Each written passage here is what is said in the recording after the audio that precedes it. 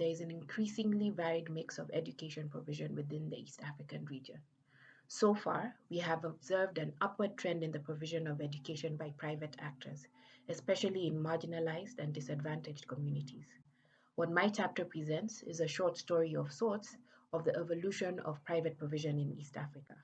It touches on the nature and character of private actors present in the region, the regulatory landscape, the triggers for expansion of private provision, and lastly, the documented impact of these trends on the children and communities in which they reside.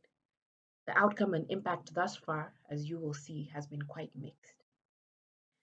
Given the already overwhelming demand for free quality education, and especially in light of the impact of the COVID-19 pandemic, my chapter hopes to present key considerations that should be kept in mind, both from a regulatory and implementation perspective.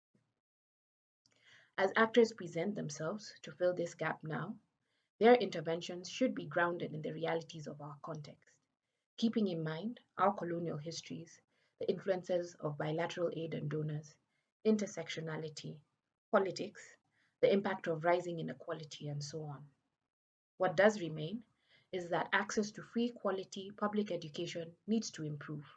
And as such, an underlying thread in my chapter is the urgent need to critically understand the impact of public sector reform approaches and strategies, and the need to learn from the choices we've made and the mistakes of our past, so that all children can enjoy their right to education.